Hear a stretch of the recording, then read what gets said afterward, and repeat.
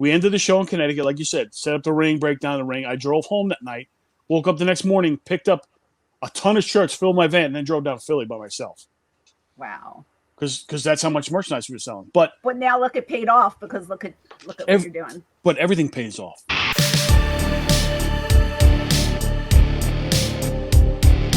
What do you do now for a living? Tell everybody where, because you're not social media. You're not really. I kind of like live the Amish lifestyle on a shoot. Okay.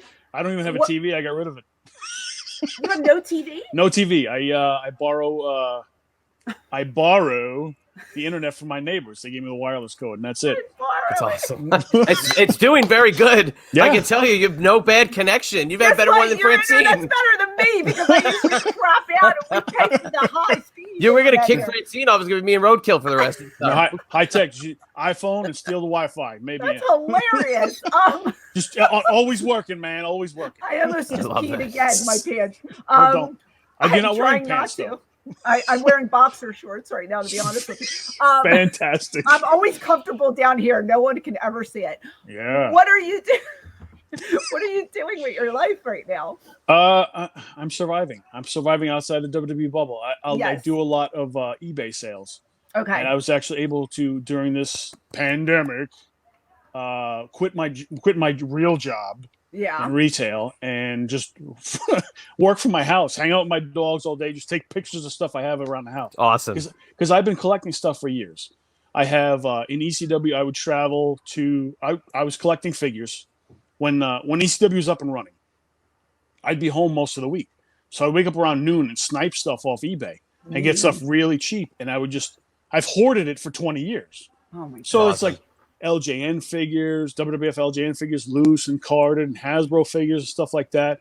And when we were on the road, also, other states had stores that New York didn't have. Right. Walmart and Target were not on Long Island yet. So when we go to Florida, I knew where the Target was on the way down. So I'd stop at Target and buy Target exclusives and bring it back up here and do business with a comic book shop here and and I put stuff away.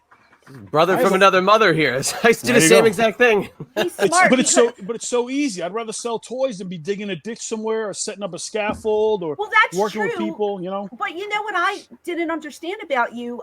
One of the first times I saw you after me being out of the business, like I came back, obviously everybody comes back once or twice in their life. And they all come back. We never retire. But you were at a table, but not as Roadkill. Yeah, and you were just selling stuff, and I go, merch. Right, and I go, what are you doing? Like, why are you not Roadkill right now? Because we're all in like our gimmick, so to speak, and you're just hanging out selling. Because most people don't recognize me. Number one, if I just did it as Roadkill, I'd probably make little to no money. In your gear? I'm not gonna wear that gear. I sold most of it. To. No, I don't. Well, I don't have to do anything. I'll sell merchandise. So I've gotten my own booth at most shows, like Legends of the Ring and big event. I would buy my own booth and set up wrestling figures. And I would look through the collection I have and find guys that were going to be there. Say like Hillbilly Jim's going to be there. I'd dig up his figures. Or Tito Santana's going to be there. Or Brutus Beefcake. I'd find the figures that I have and bring it to the show and sell it because people sometimes can't get it in time to get it signed at the show. Here I have it. And then they run over and get the signature from. So that they buy it from me. And Dreamer actually told me he popped because I did a show at the arena, the Icons.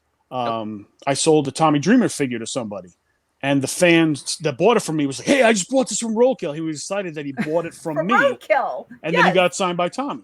Wow. So I'm making money regardless. Like when ECW shut down, Tommy had worked it out where because I had the big van. So I was bringing shirts to the show, and he was covering my travel. So he paid for a second room for us for the ring crew. Right. He paid for gas, tolls, and expenses pretty much just by bringing merchandise to the show. Mm-hmm. So I became friends with the guy that made the shirts. So when ECW folded, I took all his old dead stock. Oh, jeez. You're so lucky. I just sold a whole bunch of FTW tank tops. When Taz left, Taz had an old FTW line that never took off because he went to WWE. Bastard. Yeah. but I had to pay my dues to get that connection. So there was I remember there was one loop we were in Connecticut and then Philly the next night. So we ended the show in Connecticut, like you said, set up the ring, break down the ring. I drove home that night, woke up the next morning, picked up a ton of shirts, filled my van, and then drove down to Philly by myself. Wow. Because that's how much merchandise we were selling. But now look, it paid off because look at what you're doing. But everything pays off. You know what I mean? Everything there's a reason for everything. You don't know what it is at the time, but everything pays off eventually. I love this positive roadkill because like back in the day, like I was the shits. You not the shits, but I would be like, because I tried to be positive and he'd be like exactly. You know, it just whatever. You have to.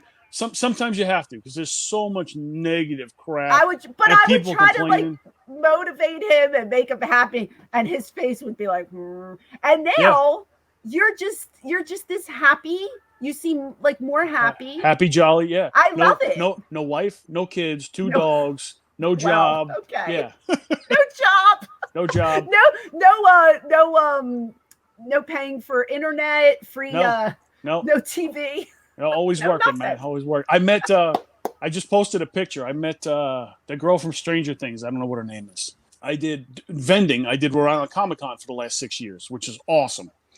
I set up a booth and everything. I saw all kinds of, not just wrestling figures, all kinds of stuff. So I get like celebrities and stuff like that. So I was using this restroom that I'd normally use all the time because I would get there like 2 days before and set up, and people in the building knew me, so I could just walk around wherever, like I owned the place, right? Mm-hmm. So show's going on. I go take a break. I go to the restroom, come out, and I hear the English voice. I'm like, wait a minute. I know this girl's here doing like, autographs and stuff. I go, excuse me, you mind if I take a picture with you? He goes, yeah, sure. Cheers. Quick picture, boom, I'm out. Cheers. Meanwhile, people paying like $60 to $100 to get a picture with her. I just got one in her locker room, basically. he can get the free stuff. He knows how to just working, man. Just working, man. That's right.